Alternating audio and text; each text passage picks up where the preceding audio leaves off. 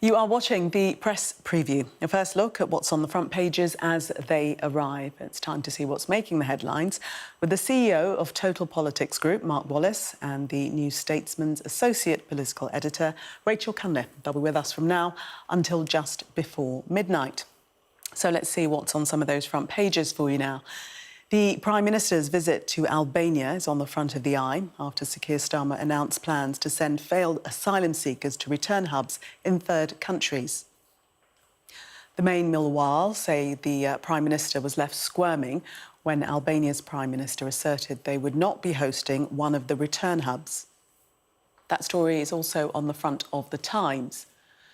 The Financial Times leads with the UK economy growing by 0.7% this quarter, the fastest pace in a year, as the Chancellor, Rachel Reeves, says it's beginning to turn a corner. The Metro reports that more than £9 billion of taxpayers' money has been overpaid in benefits. It comes as newly released government figures revealed fraud accounted for most of this.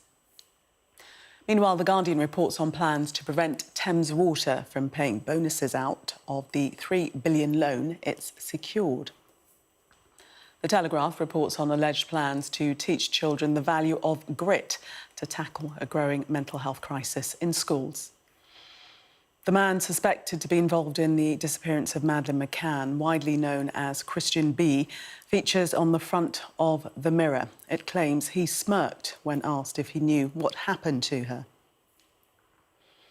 And The Express leads on the assisted dying bill. Its headline, "Mum deserves peace of mind in right to die fight." We're joined tonight by Mark Wallace and Rachel Cunliffe. Welcome to both of you. Let's start with the migration talks and the eye. We'll start with the eye first of all. UK scrambles for new migrant deal in Balkans after Albania snub. Mark, was it a snub? Because Sir Keir Starmer is saying that that wasn't on the agenda for these talks and this meet. So really, was it a snub? Yes, I think it's hard to see this as anything other than, should we say, pretty bad form. I would say if you're hosting a foreign leader and there's a general kind of discussion in which it's certainly at least, I think, fair to say, helpful to Sir Keir Starmer. One of the reasons he's there is to give the impression, at least, that there are discussions going on, that they've been briefing, as we'll talk about in a moment. They've been briefing people about how they're searching for possible partners in the Balkans. Everybody knows that he's under a great deal of pressure inside his party and on the doorstep after the local elections, given the pressures under from reform. When you're kind of there to kind of do a little bit of a Love Actually moment to your fellow leader who's come to visit, who's standing right next to you to say, just to be super clear, we won't be doing a deal like that. I mean, I think I'm right in saying that Edi Rama, the Prime Minister of Albania, said he'd had approaches from various nations, but he was committed to the marriage with Italy. He already has a deal with Italy.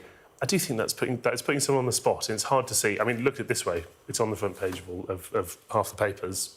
It's not a great thing to do to someone. Rachel? Yeah, he said, we're loyal to the marriage with Italy and the rest is just love, which is, firstly, not a phrase that you can imagine coming out of the mouth of a UK political leader. Most UK political leaders. That's true, and let's keep it that way. Obviously, the fact that this is leading on a number of the papers and the Mail is leading on the humiliation aspect in particular shows that it's not great for Starmer. Obviously, this is Immigration Week. At the start of the week, we had a whole load of measures to reduce legal immigration, that is the number of visas that the government issues. This is about illegal immigration. One thing that I just want to point out is that the Mail is being a little bit cheeky, I think, in trying to blur the distinction between the return hubs plan that the government is trying to work out, whether with Albania or other countries like Serbia and North Macedonia, with the Rwanda scheme. And they write that it's a major U-turn for Starmer, who branded a previous government's Rwanda deportation scheme as a gimmick and scrapped it within days of taking office. I just want to be really clear here that the Rwanda scheme was to apply to any migrant who came to the UK via irregular routes, whether they had a legitimate asylum claim or not. They would be branded as, quote-unquote, illegal on day one. potentially deported to Rwanda, and even if they were found to have a genuine asylum claim, they would have no right to make that claim in Britain. What is being discussed now is sending asylum seekers or attempted asylum seekers who have failed and exhausted all of their legal options in the UK to a third country, wherever that third country may be. I think that's a pretty fundamental difference legally and morally, and I think that all of the papers, the Mail included, should be a bit clearer about that. But obviously you're going to get a lot of right-leaning outlets and Conservatives trying to blur that distinction and suggest that it's a U-turn. It's basically a version of Rwanda, but it isn't. Mark, do you think the public will be aware of that distinction, or do the optics... Does it seem like Rwanda? Without meaning to volunteer to be a right-leaning outlet and a Conservative, guilty to some degree. You're absolutely right. That is an important distinction. Is an important point of fact which more people should be aware of. It is, however, also the fact that what this is talking about. Yes, you're right. After somebody's case or application's been rejected, is this shift that we're seeing in numerous countries to what's called offshore processing, effectively, of what happens. Excuse me. After someone's case has been rejected. That is something which, for quite a while in this country, was quite a controversial idea and has been adopted by a number of countries, being explored by various others within the European Union now.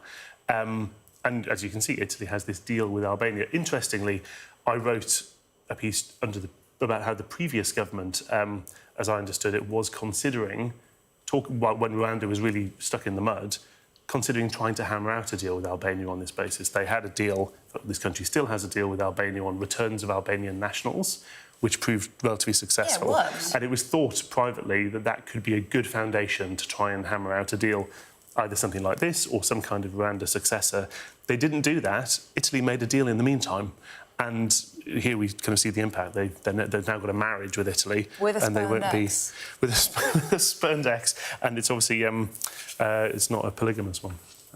The Times, just to quote the headline briefly, talks up to 9 nations for asylum deal. So it's certainly a policy that the government do want to pursue to the. Yeah, it's definitely something that they are exploring, and Mark is absolutely right that there are conversations going on in a number of European countries about how to look at international law, look at the ECHR and possibly tighten up various parts of it, meaning that European countries could use offshore processing and return hubs in this way. And that is one of the reasons why Keir Starmer is... One of the many reasons Keir Starmer is sort of very reluctant to talk about Britain leaving the ECHR, because we need to be in it in order to be part of those conversations that are already ongoing in Europe. OK, Mark, take us to The Guardian, a completely different story. This is about Thames Water. Ministers to stop senior staff receiving handout from emergency funds. They're going to block the paying of bonuses. This is out of the £3 billion loan. Yes, I think it's probably fair to say that in the last few months, ministers' opportunities to say things which they're pretty sure will get them a round of applause have been relatively few and far between. This is one of those. Effectively, we all know the travails that Thames Water has found itself in for many years, and as a result, the travails that its customers have found themselves in, the issues that have been suffered in customer service, pricing, waterways, etc. And this has become a huge controversy that, having received this loan in order to stay operational, there is a proposal for bonuses to be paid out. Now, what this is going to turn into, in fact, what you can see in parts of this Guardian reporting, is there's a practical behind-the-scenes argument happening saying, well, if you want us to solve the mess, you want the company to be able to climb out of this hole, we're going to need to be able to retain good people, and that means motivating them, paying bonuses, etc.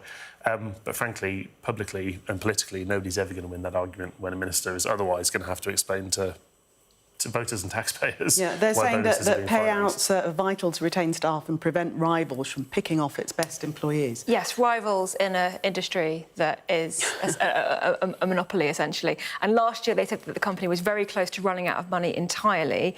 Now there are suggestions that the bonuses would be up to 50% of the salary of these executives. And I love this line. They're arguing that senior management were its quote-unquote most precious resource. If you look at some of the issues that Thames Water has got itself into, it's difficult, perhaps, to see where the value of those individuals lies. Maybe there is another resource which springs to mind. Yes. The one they should be Yes, concentrating on. Water. Mark and Rachel, thank you very much for that. We're going to go to the break. Much more to come after that. But coming up, could the Prime Minister be pipped at the post by his own MPs over disability benefits? We'll be discussing that next. Be right back soon.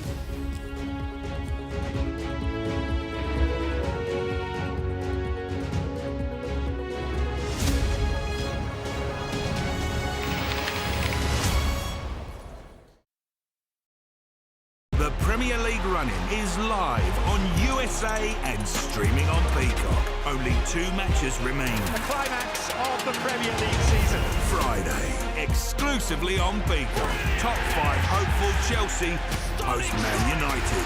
Sunday on USA. Newcastle continue to fight for Champions League qualification when they visit Arsenal. This is the Premier League run-in. Live on USA and Peacock. And I'm Sky's senior Ireland correspondent. It takes 60 minutes to cross the Irish Sea. It took the British monarchy a century. I've spent 30 years reporting the journey from conflict to peace. The political parties of Northern Ireland have reached agreement. If there's anyone who might know how to fix Northern Ireland's devolved government, it's the American architect.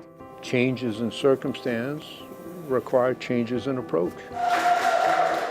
The end of the political stalemate, the start of a new chapter for Northern Ireland. I confirmed that I am willing to take up the office of First Minister. My election to the post of First Minister demonstrates the change that's happening on this island. Catholics and Protestants on different sides, now facing the same threat. If we both contract COVID-19 and end up in hospital, religion's nothing. People here are adept at finding hope amid adversity. That's the spirit of a place that punches way above its weight. We help you understand the world with us. A toxic blue-green algae now poisoning Loch Ness. It's breaking your heart what has happened here. It is.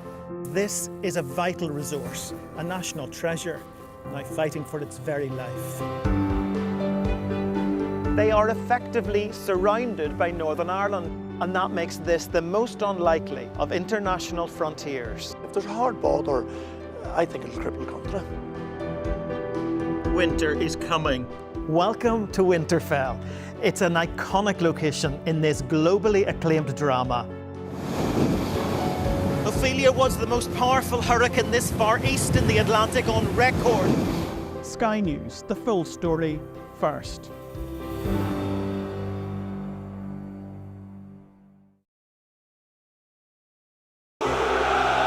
A show of military might and menace. Why should the West trust you? Frankly, I don't care whether the West trusts us or not. Sky News. Get the full story first. Have a quick word for Sky News. Is the West right? Are you fueling Russia's war machine? American journalist Evan Gershkovich is on trial here, but was first on display. I'm Ivor Bennett, Sky's Moscow correspondent.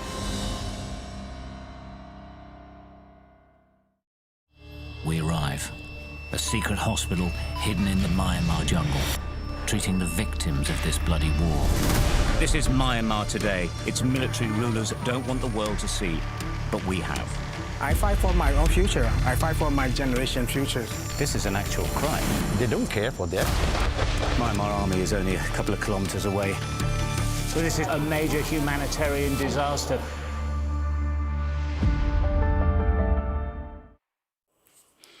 Welcome back. You are watching the press preview. Still with me, Mark Wallace and Rachel Cunliffe. Let's take a look at the Metro and their front page story, £9.5 billion. This is taxpayers' money that's been overpaid in benefits, mostly through fraud. Rachel.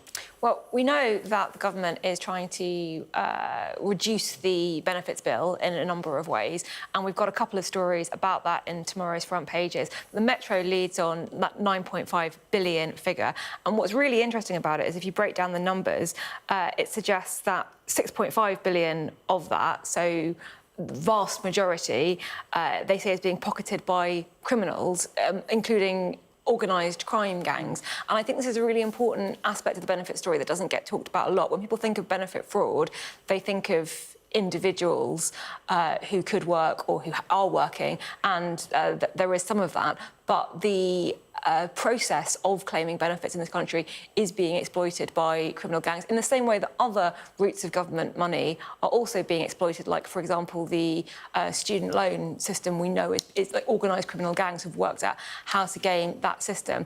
And it's not really something that it's particularly easy to talk about, because there are millions of people in the country who rely on benefits, who need benefits and who are entitled to benefits, and what to do about criminals gaming the system without disadvantaging those who are already extremely vulnerable is a real challenge for ministers.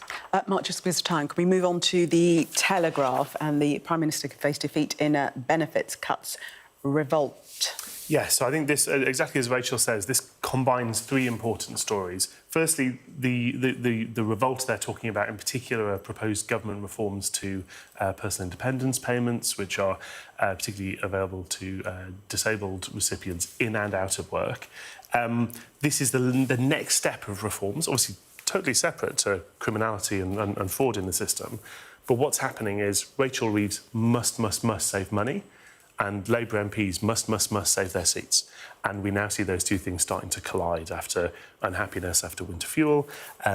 It's not going to get any easier. And actually, while the last few months have seemed very painful and turbulent and difficult for the government, that was the easy point to get their MPs to vote for things which might be controversial, in the hope that you've got a few years before to make your case before the next election. The shorter that clock ticks down, the harder the decisions get, the more difficult it's going to be for the Labour whips to keep their ranks in order. Rachel, the Daily Telegraph describing it as Sir Keir Starmer facing the biggest rebellion of his premiership.